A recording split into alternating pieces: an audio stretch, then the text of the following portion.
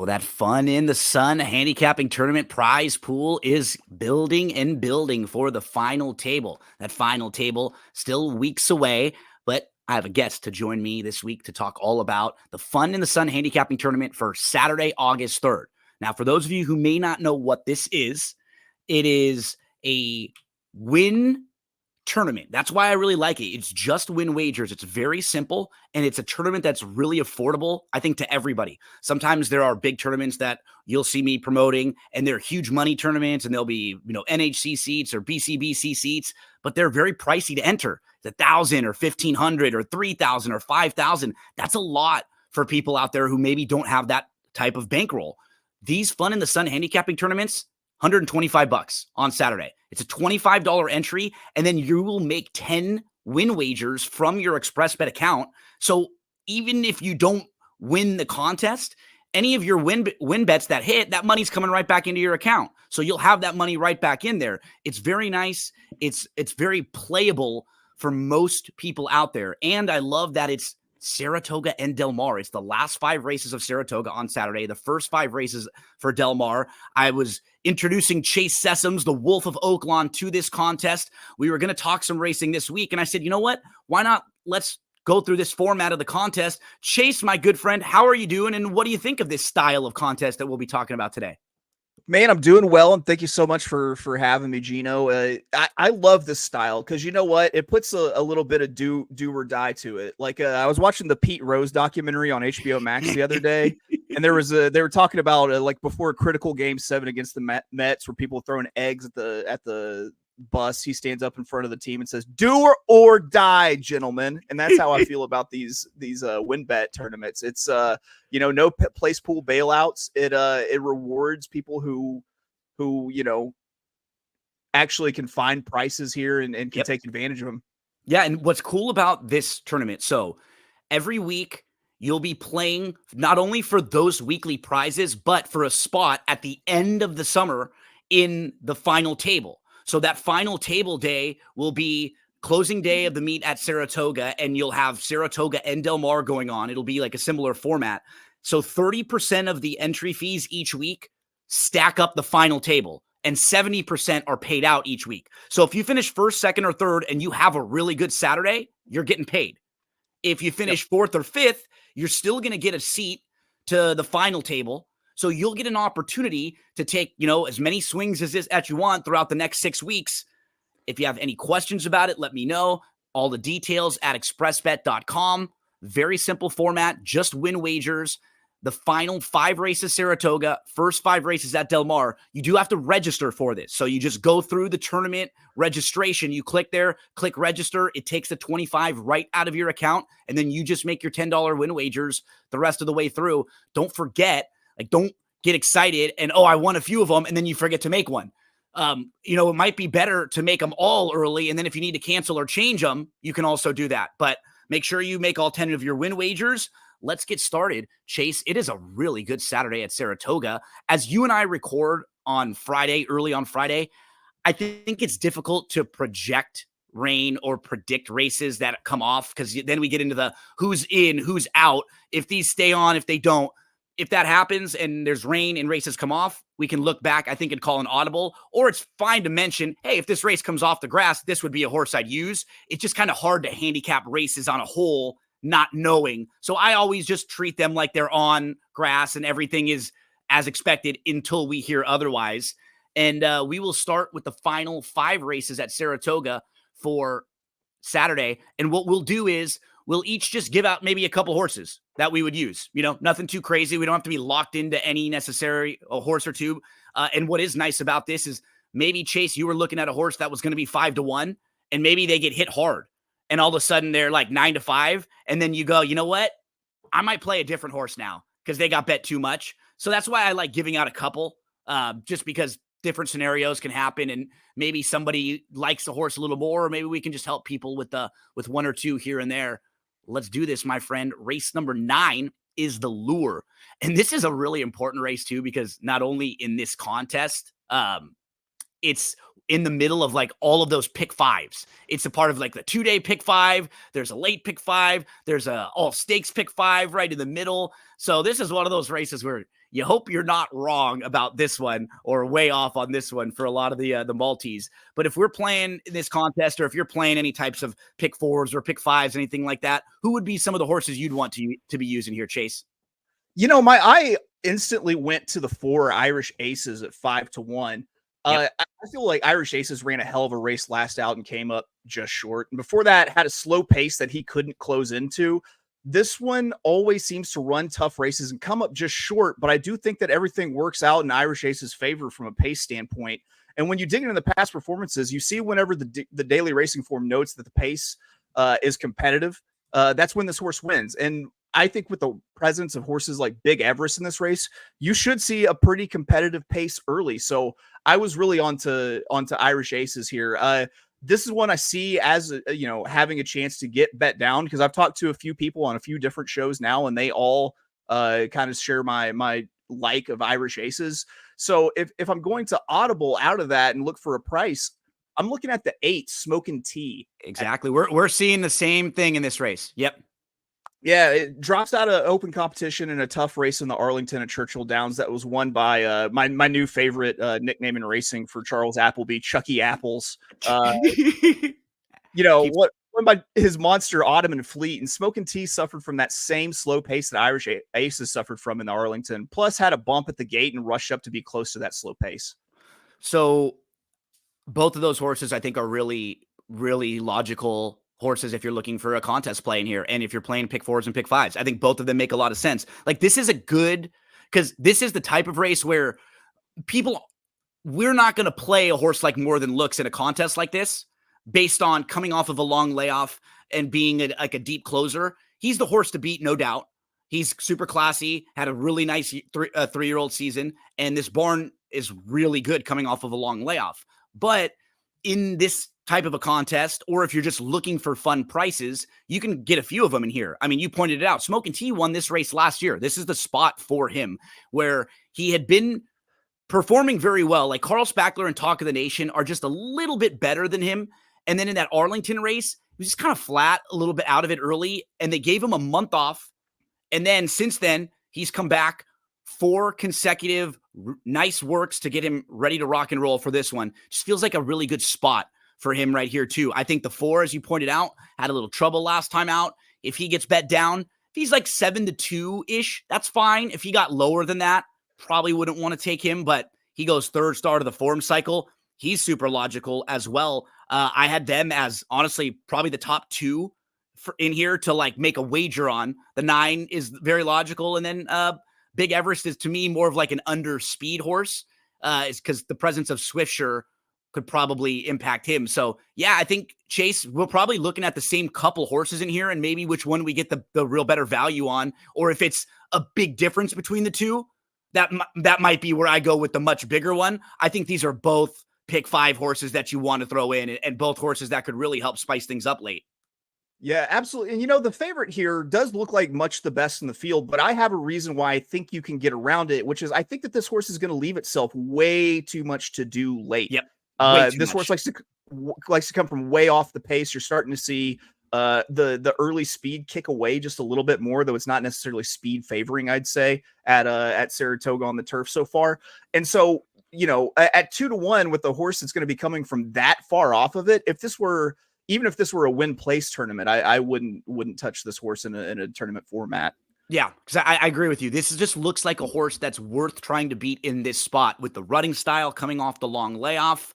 More Than Looks, super classy. A horse that I'd be very interested in next time coming back too. And in races where it looks like there's a little bit more pace on paper, where we're just not we're not positive here. With a horse like Swiftsure, who's never been on the grass, you see the speed, but sometimes it doesn't translate as much from surface to surface. So we see a couple of the same runners in race number 9.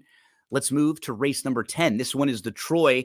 We have one of the best horses in training right now in North America, who is just unbelievably fast and set some wicked fractions last time out. This is a horse who's going to be a heavy, heavy favorite in here, Chase. Cogburn, who will make his 3rd start of the year. And if you're just looking at speed figures, we see 107 and 111 buyer speed figures. This guy has been on the turf 6 times. He's won 5 of them. The only time he didn't win it was at Kentucky Downs, where they have that kind of funky turf course. It's undulating, and he was only beaten 3/4 of a length that day, probably going a little bit farther than where he's at his best, from about 5 to 5.5. So, I mean, he's not the type of horse who I'm going to be lining up and betting to win or anything, especially in a contest. But if you're playing a pick 4 or pick 5, he's a really nice horse. Like, this is one of those horses that's just kind of cool to watch.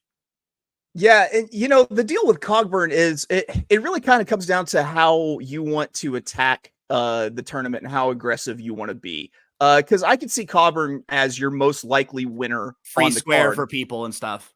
Right. So do you take what with the $10 win bet? You probably get like 15 back on this one at that point. Do you take your $15 and move along and just kind of use it to pad your overall total? And that's because when you have when you have 10 spots, you want to make sure you hit a cup, you get the ball rolling with a few, and you also remember too, you're playing against everybody else, so like the strategy with 10 is maybe a little different than with 5 or with just a couple, because you don't have to be completely just reaching for big prices that are a little bit out of, like, I think what we're doing in that 5, 6 to 1 range is a really nice template to have.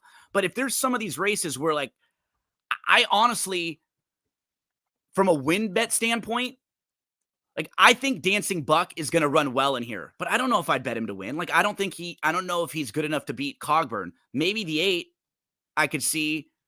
Groom's All Business is kind of in nice form right now, but this is a really difficult race from, like, an approach, right? It's just where you were going with how do you want to play this contest with a really strong horse like this, who will probably get you back, like you said, maybe $5 on your 10, but is that better than just ripping it up or getting a 0 in this race? Right. It's not like the NHC where you're picking out your individual races and making your plays based on the races that you like the most. Sometimes it just comes to what I call JPW, just pick winners. Yeah. And this might be the race. Like, I would not recommend to do that in a 10 race contest more than 2 or 3 races. But if you do it a couple times, I understand. It does, like, and this would be the spot where I would do it. Yeah, if I'm gonna go around Cogburn, which I'm like you, I have this horse as a single in the horizontals and probably a single in my exotics, or free square in the top of my exotics. But if I'm gonna try to go around it, I'm gonna go with a horse that I like at a huge price because, well, to be fair, they're all probably going to be huge prices by the time they go off with the amount of money that Cogburn should take. But it's the 7 Big Invasion at Nice. 12 to 1. Nice. A bit of a bridesmaid horse, but I love the trip that the horse stands to get in this race. If you're going to beat Cogburn, this is the kind of horse that I think you have to do it with. A horse that can sit off the pace a couple lengths, pick up the pieces late. And this horse very much has a horse for course angle, winning 2 of 4 and finishing in the exacta and 3 of 4 at Saratoga. So there's a string of 3 starts in a row before the last race that you can draw a line through because of either trouble or maybe even over softer turf. And if you toss those 3 performances, then the next thing you have is a place in the BC Turf Sprint behind No Balls, which has a horse who has a special place in my heart personally. This one looks like it's rounding into form, and who knows, it could be dangerous. Say XY Jet goes and Cogburn gets locked into a suicide pact, kind of a speed duel. Well, it's going to be a horse like Big Invasion that's there at the end. The couple that I had mentioned for people that are looking in other directions, or maybe, this is a contest race where you go in a different direction. Maybe you play Cogburn as a single in other spots. Dancing Buck, he is going to be more forwardly placed in here because if you just watch the start of the race and what happened last time out, we're pulling up the video right here, and Cogburn's the 8 in here. Dancing Buck was also the 3. You can see he's actually fast and right on the lead with the others in here. Like, he's right down to the inside. He's just as fast as them, but he has to make a decision because to his outside, there are 3 others that are all going to the lead. So he doesn't want to have to battle with them on the inside. He takes back a little bit, and then watch where Dancing Buck, the number 3, ends up. Instead of being right to the inside of Cogburn, he ends up 8th, about 3 lengths off, just getting that brutal shuffle back down on the inside. So do I think he's good enough to win? No, but you know what? When you start to go through this race, there might be versions of this race where he just is able to get a lot better of a trip where he's not getting shuffled back quite as much because it's him, maybe Cogburn, maybe one other horse pushing the pace. I thought he was interesting. I thought the 8, who's just sharp right now, Groom's All Business. His last 5 races, he's won 4 of them. His only loss came when he had legitimate traffic at Monmouth. Now he goes 3rd start off the bench. So this is this is one of those races where you gotta take a stand as a gambler one way or the other. Okay. You got to pick and choose because you're not going to go chalk all the way through, but it's fine in one of these spots to pick out a horse who you maybe think just is the most logical one. Is that Cogburn for you here? Or do you maybe zig in a different direction? Yeah, definitely. I'm 100% on board with you there, Gino. Yeah. This is still early in the contest. Maybe you're still wanting to take some swings here. Maybe you hit one of your first couple of races. So then you feel already pretty good. Hey, you know what? If I can get just an extra few bucks here and maybe other people won't take Cogburn, I can get a little more separation, So I think you always got to be ready to call an audible or just make sure to be thinking about your tournament strategy as well as your pick 4 or 5 strategy, however you're playing. Let's get to the big one for Saturday, Chase. It's the Whitney. It's race number 11. I love how we have a very logical favorite in here with National Treasure, who's been really good. He won the Preakness last year, and he's actually improved this year as a 4-year-old. But a bunch of other horses who aren't too far below him, they all take a swing in here, and they all take a shot. And I really like seeing a big field like this, not a field of 5 or 6 in a huge graded stakes race. I like that, with horses to the outside, like Arthur's Ride, who's really, really fast. They can make Skippy's Longstocking, who's not slow and he's a presser. They're going to make life a little difficult on National Treasure in here. So love seeing a big field in a big race like this. Talk to us about the Whitney and some of the horses who might be on your radar here. I think you nailed it with how wide open this race is. Yeah, National Treasure is installed as a pretty heavy morning line favorite, but whenever I was handicapping this for the all stakes pick 5 sequence, I ended up 5 deep in this race. And I think that you even called out a horse that I really like that I'll go ahead and talk about first is the 11 Arthur's Ride at 8-1. Absolutely. And I think if you're playing pick 4s and pick 5s, I have to use him. I have to, because the wild card factor of him, like he just might be an absolute freak show. Yeah. Yeah. You look at that 111 figure in a $62,000 non-winners of 2 something optional claimer, and you see a 111 speed figure that the horse just absolutely freaked. And you can kind of, I believe draw a little line through the start 2 back, and he backs it up with another big, buyer speed figure 3 back too. I think that he might, Bill Mott just might be unveiling a monster here. Worth noting that we're within 7 days of Bill Mott's birthday, so his birthday power might still be in play. That's true. That's true. There's a knock, which is the horse might have a little bit of a AB pattern, or the horse is just figuring it out, and the penny just dropped, and he ran a hole through the wind last out. Yeah, and we can just toss the sloppy track race on May the 3rd. If we put a line right through that, even his first 2 races where he's losing to Disarm, he's losing to Instant Coffee, he's losing to graded stakes winners in strong races, and not even really, embarrassing himself in any of those races. He comes back in Gulfstream Park in February of 2023. He wins a solid maiden special weight race that day, and then he's off for over a year. And when he shows back up, he's grown up and even better. So with the outside draw, I think he's just going to be sent really hard. I had to throw him in, and he's definitely one of the horses that could be a contest play for me. I know the 9 is a horse that's going to be on a lot of people's tickets too. Chase, Bright Future, just overall his body of work, it's really tough to knock. He was good from the beginning. The only one really bad race he's ever run came into Brooklyn when he went 1.5 miles, and we can just say that maybe 1.5 miles was too far. He lost to a real freak horse that day named Next, who is just an awesome horse at the marathon distances. This is a grade 1 winner at Saratoga last year in the Jockey Club Gold Cup. And even in the Breeders' Cup Classic, he was way out of it, and he made up a lot of ground, and he was only beaten like 3 3/4 lengths. He earned a 101 buyer speed figure for finishing 6th in the Breeders' Cup Classic. And then when he showed up for his first start of this year, it was exactly like you'd hope for a prep. Get that nice race out of the way against kind of an easier group, shake some of the rough stuff, and now you can step up, second start off the bench, and get ready for a really big effort. Yeah, and I was with you with Bright Future in terms of I think that there are two horses in this race that are extremely logical that are sitting right around the same odds. One of them was Bright Future, and the other one I went the other way with First Mission at 9-2. I think this is my top pick for a win bet in this race. I don't think that the horse is necessarily. I can't say that it's better than Arthur's Ride, but I can say that we know a lot more about this horse than we know about Arthur's Ride. And I think that this one should get a great stalking trip just off of National Treasure. And if First Mission is good enough, then he'll benefit from a trip that the track seems to fairly favor. First Mission also has a little bit of that AB pattern and performance. He's coming off of what looks like a stretch of 2 straight B performances from a speed figure standpoint. So First Mission has been extremely well bet, in its last 3 starts. I think you finally get a fair price on this horse today. And I think you get a big uptick in performance after the Foster and the Ali Sheba. And they talked about how they thought maybe he got a little lost on the front end last time. So it seems like they're going to be taking him back a little bit, just tracking.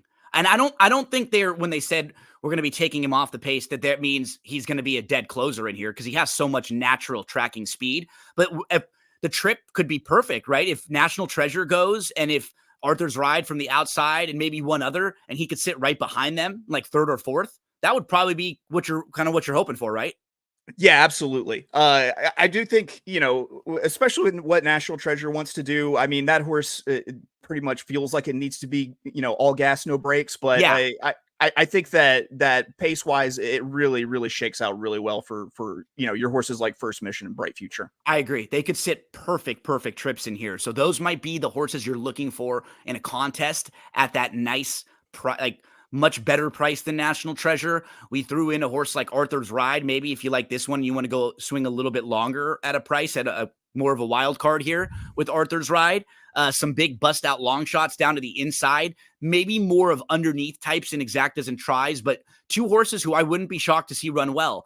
Post Time was behind National Treasure on June 8th, but in that race where there's only a field of 6, White Abario just didn't fire, and there just isn't a lot of speed to set up for Post Time. He might be able to get a better trip in here if he's just able to save all the ground. He doesn't have to go wide, and he can at least pick up some pieces. He's a really honest horse. And then Disarm was very good towards the end of last year, middle to the end of last year, and then he came off a long layoff. He was in a bizarre race on May 18th. It was a field of 4.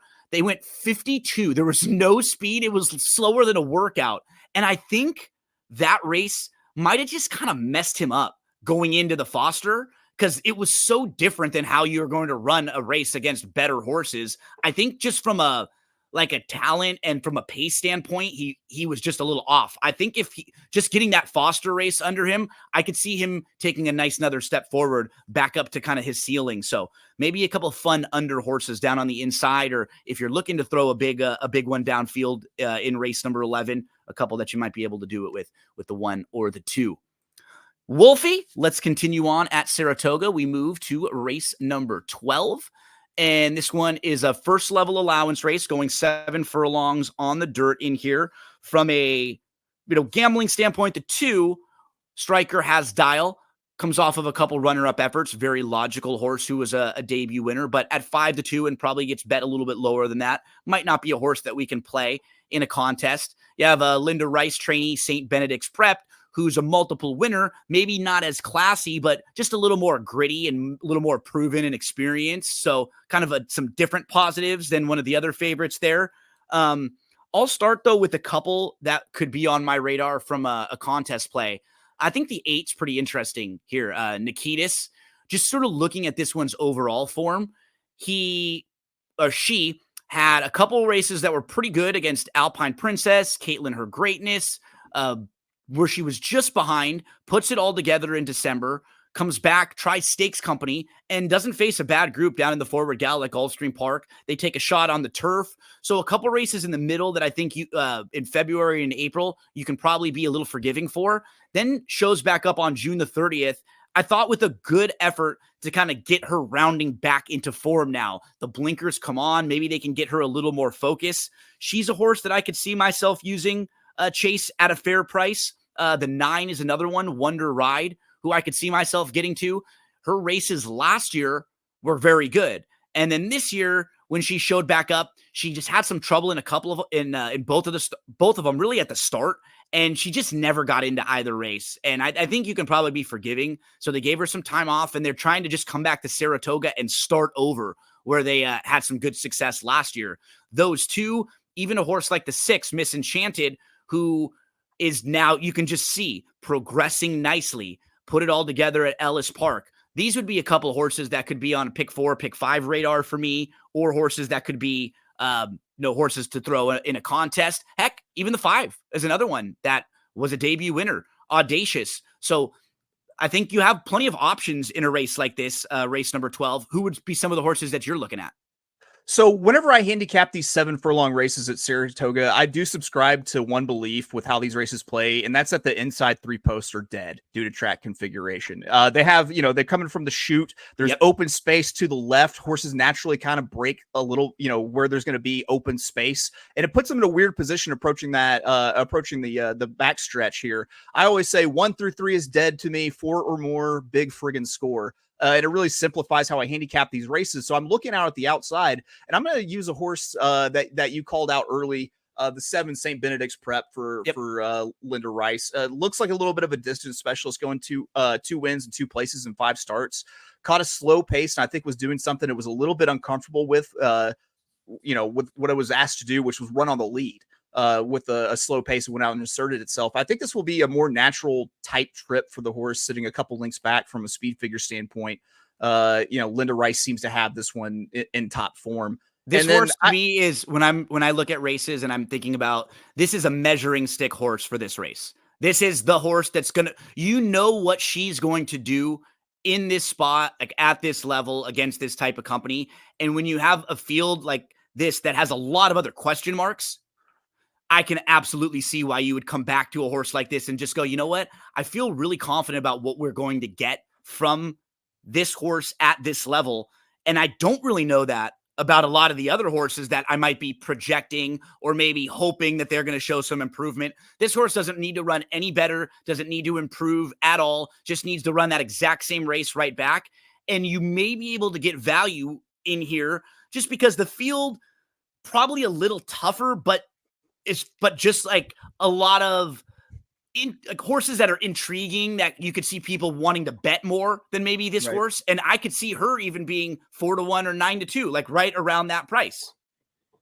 Yeah, no, I agree. I think there's so much talent in this race for the level of competition that I don't see the money pouring in any one specific direction. No, I think you like see the 5's going to get bet, the Pletcher horse that won first time out. And the 2 will get bet, and the 2 will get bet coming off of some big speed figures for sure. So right there, the money will get spread a little bit between those 2. And so I think when you're comparing, a 3-time winner and a horse who's just been in really good form as of late, stepping up the class ladder, sharp, St. Benedict's Prep for Wolfie. Anything else you want to mention about that one or about this race? I know I just stated a belief earlier, but I'm going to state another belief, which is I believe in a mythical creature that is 1/2 man, 1/2 horse, and 1/2 Dale Romans, known as the Dale Tar. And I like his 6 horse, Misenchanted, 6-1. You kind of called it out earlier. Did the penny drop for Misenchanted? In the last race, I think it might have with that level of improvement. I think the Dale Romans might have figured something out with this horse coming off of a long layoff and shipping back north from Florida to Churchill and Ellis.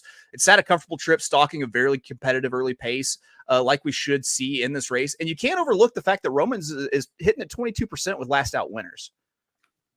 Misenchanted, super logical. 3rd start off the bench.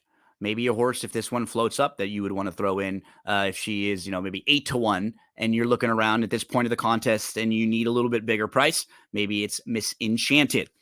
Let's close things out at Saratoga. Chase, let's get to the 1.125 optional 62 non-winners of 2. This is a turf race. And just kind of going through this race. And again, all races are different. All levels are different. But at first glance, one thing that I really noticed, the 1 Freedom Trail, 0 for the last 7. The 2 California Frolic, 0 for the last 14. We'll get back to Capture the Flag in a minute because he was the last out winner. The 4 Buoys, 0 for the last 8. The 5 Cyber Ninja, he won his last start, but if we're just talking about turf races, he's 0 for his last 6 on the grass. Daunt, the number 6, 0 for the last 12. The 7 Black Powder, 0 for the last 5. The 8 Lincoln Hawk, 0 for the last 13. The 9 Mendelssohn's March, 0 for the last 7. Even the 10 Reckoning Force, 0 for the last 4. So we're not talking about a lot of win machines or horses that have recent win form in here. And maybe a lot of these horses do have legitimate excuses, but those are a lot of horses who have a lot of recent races where they have not been into the winner's circle. Always intriguing to look at a field like this where, is it, you're going to lean to the horses who have more of the recent win form? Are you going to make excuses for some of the others in their recent races to say they were facing better or in wrong spots? Not an easy way to close out the card on Saturday at Saratoga. Chase, talk to us about some of the horses you like here. Yeah, I really had to play into the pace, which is, I think that there's no real pace in this race at all. And I think that I'm going to try to steal one on the front here. And when I find a race with a slow pace like this, and I have to look seriously at who will be on the front or very damn near it. And that's exactly what I did with the 11 Mondego at 6-1. Clement and Rosario team up, and I'm slowly building more confidence in Joel's ability to ride on the front end over the last few years. He doesn't do that. Let me just rate this thing on the front end like you see, Julian Leparoux do sometimes, where it's really like, let me get the horse out to the front and really kind of bring it back so it's not running too fast. He tends to let these run. I think that's what he's very good on the front end. He just doesn't do it as much as he should.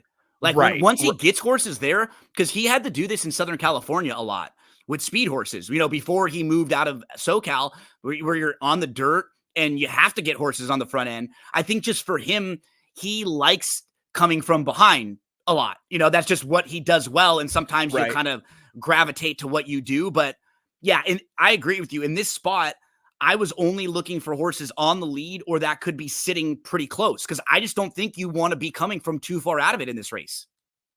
Right. I completely agree but there is a little bit of a wild card in here, and it's the 7 Black Powder, who's a sprinter stretching out. What is that horse going to do? Is it going to go full rabbit? If it is, does Mondego go with it? Or does it kind of sit back and let that horse be? I call him a hood ornament horse, where they're just purely ornamental out there on the front end. They won't have. And the race doesn't really start until they stop, right? Then the race starts, and then you kind of know that whoever's sitting behind them is kind of on the lead for the most part. Yeah, exactly. So if you don't think that Mondego, if you think that horse will go to the lead and Mondego goes with them, then I think you kind of can start looking at the second wave. And if I do that, a horse you called out, the 2 California Frolic, I think makes kind of sense, a little bit of sense there. Yeah. This one comes out of a really tough race last out, where literally everyone had a chance in that last race, and to put up a career best 94 speed figure in that race. The first 3 finishers were only separated by a neck, and this one, while 6th, only missed by a length and a half. It gets some much needed relief from the Monmouth Cup. So I think California Frolic at a price there, but I do think that I'm going to get a price on Mondego as well too. Yeah, those 4 races, the last 4 that California Frolic comes out of, those are just a lot tougher horses than is anyone in this particular spot. So major class relief there. I pointed out the 3 who is just lightly raced, and you start going through his overall form. So he wins his debut, and then in his second start, he's coming off of a long layoff. He just doesn't really fire after a slow start. They switch him to the turf, and his turf races are not bad. He runs 3rd against Tough behind I'm Very Busy, comes back on October the 28th of last year, and he shows a little bit of speed before fading. Then this year, it looked like the 5.5 furlong race might have been a nice just kind of prep to get him set up for this, especially the way he ran in that race. He was just coming on late, and it set him up well for July 6th. He's just lightly raced, and he doesn't have as many of the losses as a lot of the other horses in here. He'll go 3rd start of the form cycle. He could be sitting pretty close in this race too. I think he could be sitting 3rd, maybe just a few lengths off. If you're pointing out the 2 that could be on the lead, maybe the 7 and the 11, I wouldn't be too shocked to see Capture the Flag not that far behind them. And even the 10, Pratt does a really nice job in races like this, getting horses to be closer. And while Reckoning Force doesn't look all that fast in his overall body of work, in races where they go a little slower, he can be positioned kind of just like he was last time out, where he was sitting a couple lengths off of it and they were going sub 23 fractions. That type of trip would, again, play out pretty well in here. So I looked at a couple, like the 3, Capture the Flag. I had 3, 10, and 11 for my 3. You had mentioned the 11, Mondigo, and will be interesting to see what price he is and what kind of tactics they may choose with the long shot there. But a race where you just haven't seen a lot of these horses get into the winner's circle recently. Let's see if pace makes the race. That's one of the places you always should start, or one of the first few places you should go when you're handicapping a race. How's it going to shape up, right? Because for me, a lot of that, and that's what's nice about having the DRF past performances and the all access PPs. You and I pointed out before, you can take a click and see what our friends at Timeform US think sometimes, and see if that matches up with how you think the early pace might shape up. And they have the 7 right on the lead, and then the 3 and the 11 right there off of them as horses that, you and I think should be kind of pushing the pace a little bit. They think it'll set up a little differently, but it's interesting to see because, like anything, their projections will be right. Some of the times they'll be wrong, some of the times, but it gives you a good idea of who at least you think can be out front. It's something I like to do with the time form projections is I will still actually do I have like a Excel document where I have little saddle claws that I've made in Microsoft Paint that I drag around and try to project out these trips and the pace, just like Timeform does, honestly. And what I like to do is I don't disregard what Timeform says. I go back in and I see where are Timeform and I different. Why are we different? And I think that can really kind of clue you into some really the intricacies of how the race is going to run when you can find those differences and identify why they're happening. Okay, Chase, while I make the switch from Saratoga to Del Mar, I'm going to pull up our Del Mar past performances. You tell everyone out there what you have going on, my friend. I was on your podcast last week. I think we talked some Del Mar, and I'm always listening. You have great guests on. You have different styles of podcasts where you'll go like $100 bankroll, or maybe you'll do a pick 5 preview, or you'll have a contest where you'll have with some of your different guests. Talk to us about where we can find you and some of the stuff that you have going on right now. Sure. You can always find me being abrasive on X or Twitter at of Oaklawn. You can follow the show at notorious_OTB. It's brought to you by the Sports Gambling Podcast Network. Typically, we have episodes Wednesday, Thursday, Friday. Had to skip out on the Friday episode this week, but we'll be back at it next week. Got some really good guests lined up potentially for next week. I'm going to tease it and say Maggie Wolfendale might be able to make it on. So we're excited about that one. Louis Rabot, who I just did a live stream for Sitaboya Downs with. He's in the slate to be around sometime soon. So if you know those people, or if you don't, give it a listen. They're great guests. And, even if I don't do the best handicapping, I can say that I have impressive friends who do pretty good handicapping themselves. That's key. That's why I always like to bring other people on too, because you know what, if I'm stinking the joint up that day, hopefully the other person's leading you in the right direction.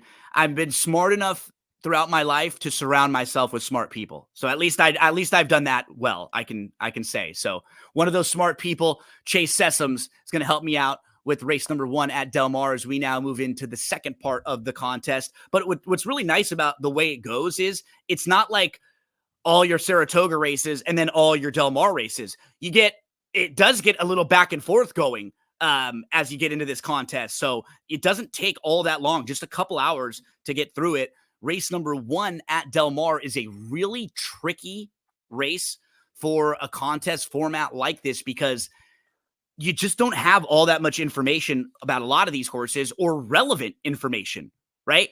The horses that we've seen run, all of them have gone short on the dirt, and this race is long on the turf.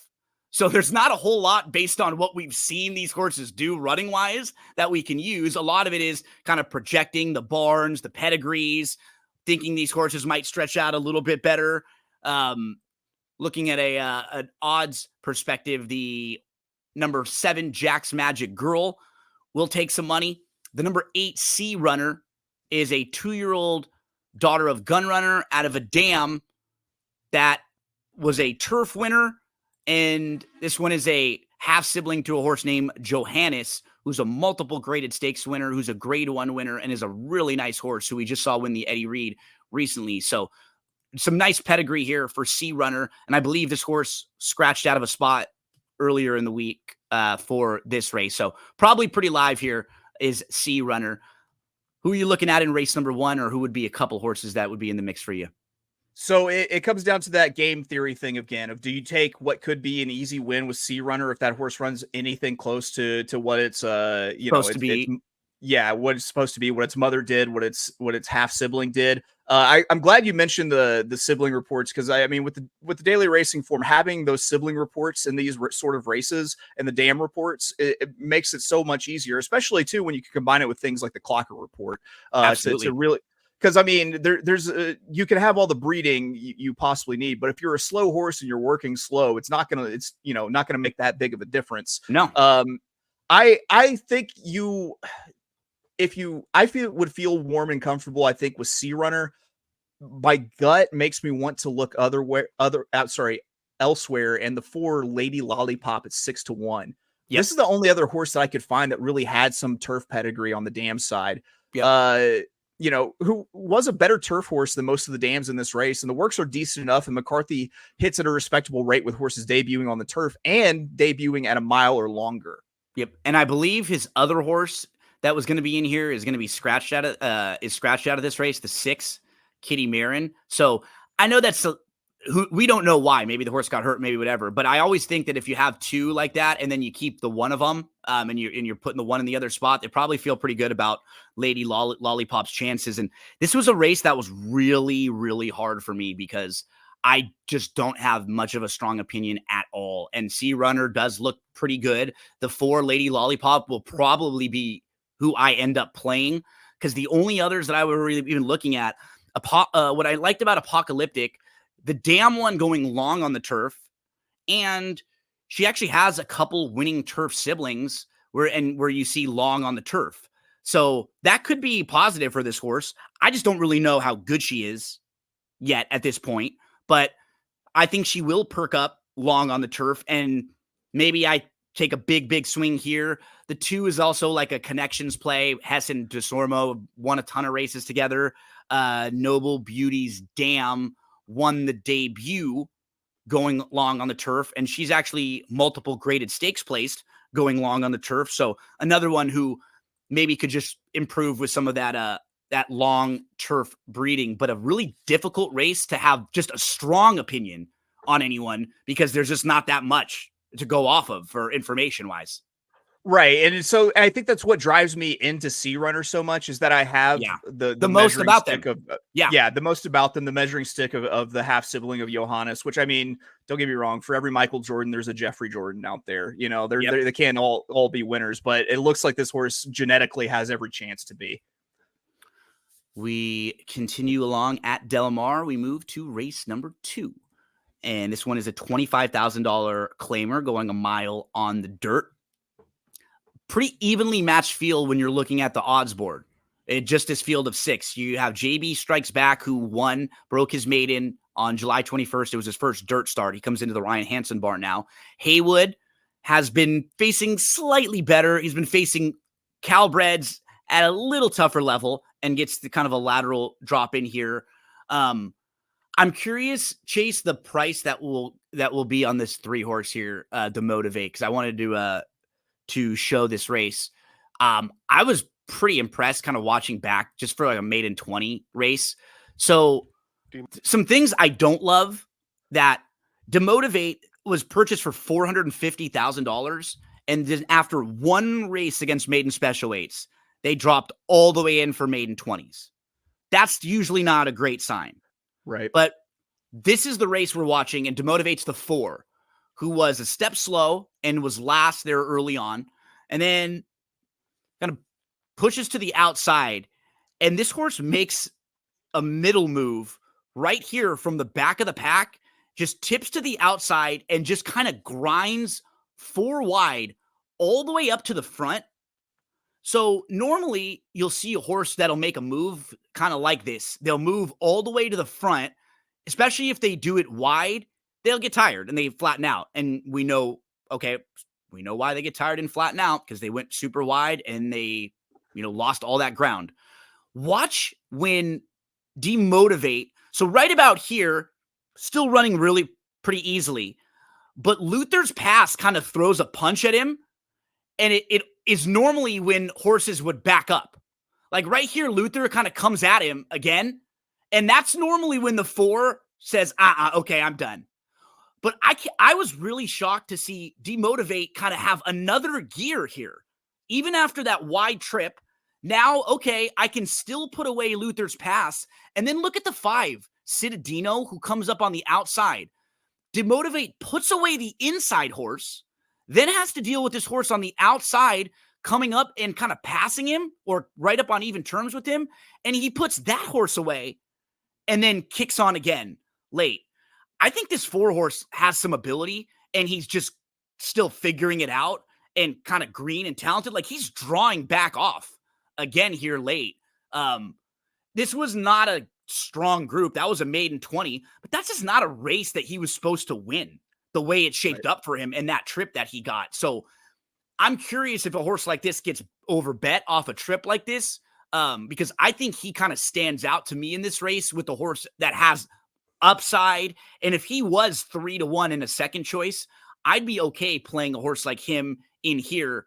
If he gets hammered and he's the way shorter than that, maybe I can't, but I was really impressed with that one there. The other horse I wanted to mention was the 3-time winner right next door, Midnight Love, who just comes out of a lot better races too. He lost to a horse last time, Chase, named Exultation. And Exultation is a 9-time winner who, when you look at his recent form, it's been excellent. His last 8 races, he has 5 wins in 3 seconds. He's just been really, really good.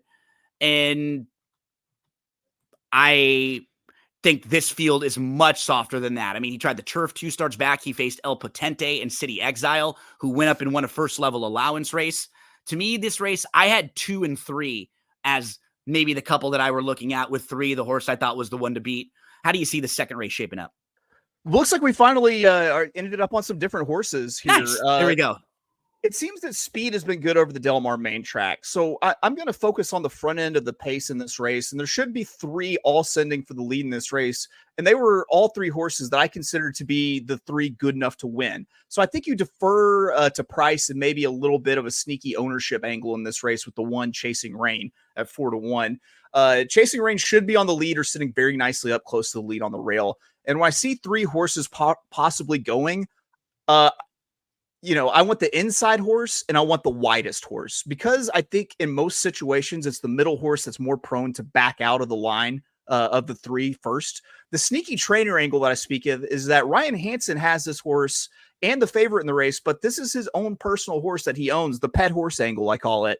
I could see him getting a price, home in a win here with his technically other horse on the rail with the 1 Chasing Rain. Very competitive group here. I mean, honestly, you can make a case for any one of these 6. It's a really, really challenging race. It's a fun kind of pick 4, pick 5 race, and a fun race for a contest, race 2 at Del Mar. Chase, we move to race number 3. It is an optional claimer for Calbreds, going a mile on the turf course here. Talk to us about how you want to start with this race. I think the 1 and the 5 will probably be the short prices in here. Don't Fight the Fed and Known Idea. And they both make a lot of sense. Like, they're both super logical horses in here. Yeah, and I am going to be honest. I think that the morning line maker kind of nailed the odds here on this one. With them being like a tier above everybody else, right? Yeah, absolutely. And this is kind of a race where I consider to be an extreme pace scenario. And when that happens, it's almost a system play for me. I see a horse that's going to be alone on the lead in this race, and it's the 1 Known Idea at 2-1. It's not as much of a surprise here, or not really the flashy pick, but I think this one could easily end up stealing it from the front. Timeform has this projected as a hot pace, and I'm not sure if I agree with that. I see this as more reasonable with Juan potentially walking the dog on the front. And this will be the 3rd career start on the turf, and the horses really come alive running through the weeds, which kind of seems to be a little bit of a theme for some of these races, is that you have horses that are finally making the move to the surface that they think that they can get to. And I mean, my other pick is the 5. Don't Fight the Fed. I think it's either or here with these 2 horses. Unfortunately, I have 1, 4, and 5 as my 3 in this race. I just couldn't get too creative. So if you're looking for the price, I'll talk you a little bit into Cardiff Crack, maybe if this is just a race where you need a price, because Cardiff Crack's races going a mile on the turf are very good. So when you look at this horse's overall form and you see, okay, just 3 for 25, but eliminate the 10 synthetic races for the sake of this conversation because they're not relevant. I'm just looking at the turf races where this horse is a 3-time winner on the turf. 2 of those have been going long on the turf. And if you notice, he's been facing all open company. And so I will agree that the races at Golden Gate are not as strong as the races in Southern California. But when you're facing open company, probably some races where you might be facing some tougher horses than just facing the Cowbred runners like you are in this particular spot. I think if you are looking for a price, this is the price because his turf races going long are good. June 9th, he was a very good third. May 25th, he had legitimate trouble that day. He was a winner on April the 28th. Those were his last 3 races going long on the grass. You dive back in even prior to that, October of last year, he's behind some really nice horses in Table for 10 and Auspicious Style. Before that, he's a runner-up. And I saw Cousin Richie, and it made me think of the Bear, too. So shout out there as well.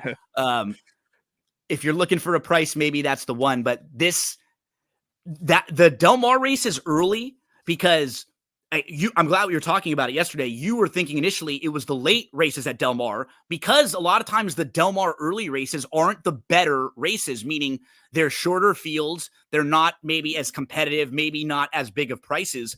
And it does make it a little difficult in the contests, because you start to outthink yourself a little bit and you don't want to just go chalk. But if it's a race where you don't like anyone, do you want to be throwing a dart at a 20-1 horse that you don't even feel confident in? No. So that's what you have to have that kind of debate with yourself as we move into the final 2 races of our contest, races 4 and 5 at Del Mar for Saturday, August the 3rd. Race number 4, Chase, 6 furlongs on the dirt in here. It's a $40,000 claiming group. Steph coming off the long layoff from the inside.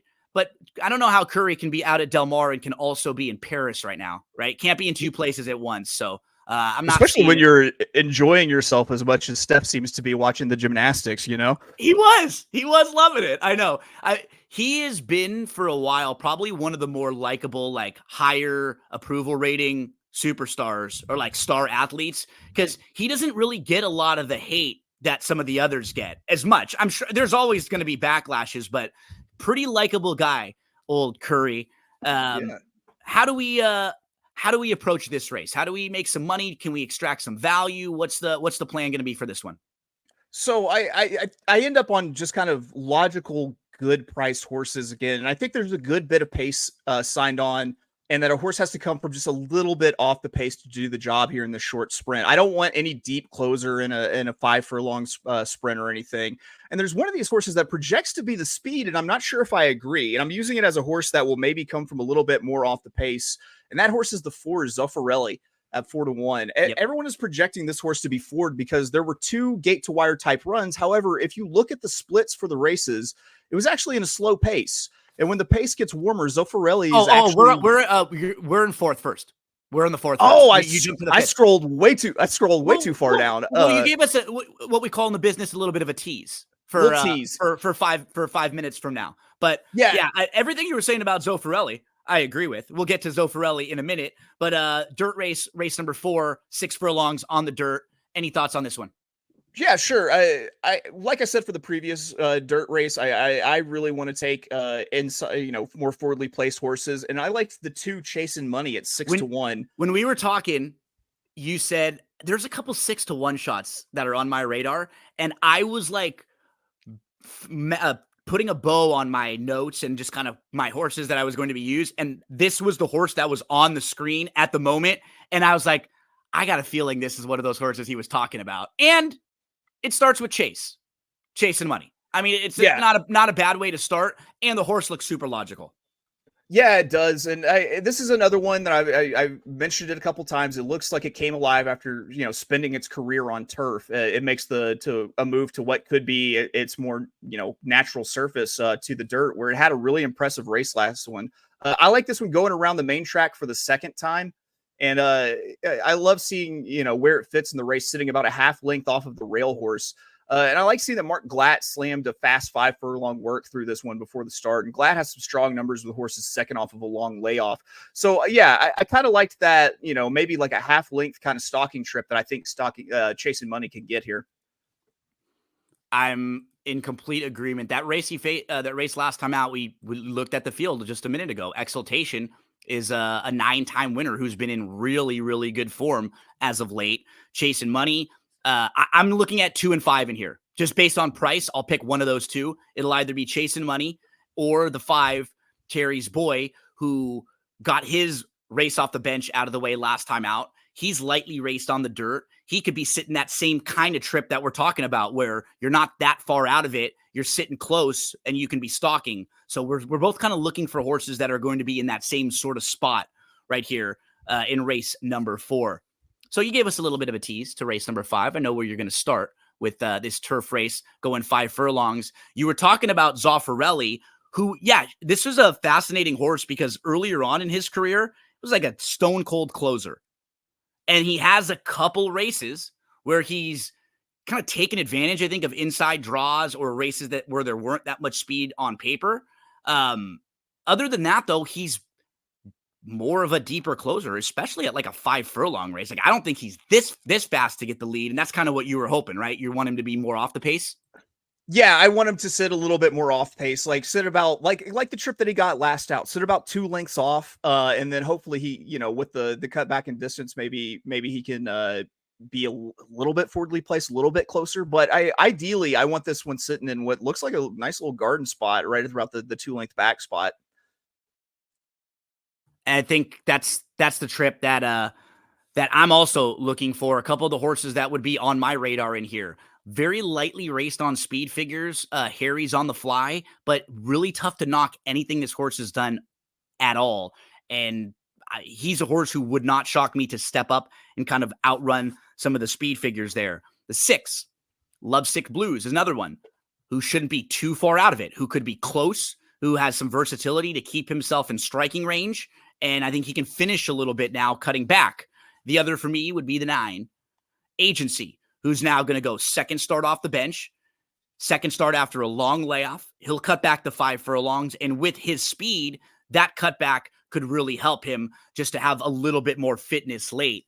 So while the first couple at Del Mar, I didn't think there were as many options in those races where you feel like, okay, from a contest standpoint, I can play these few.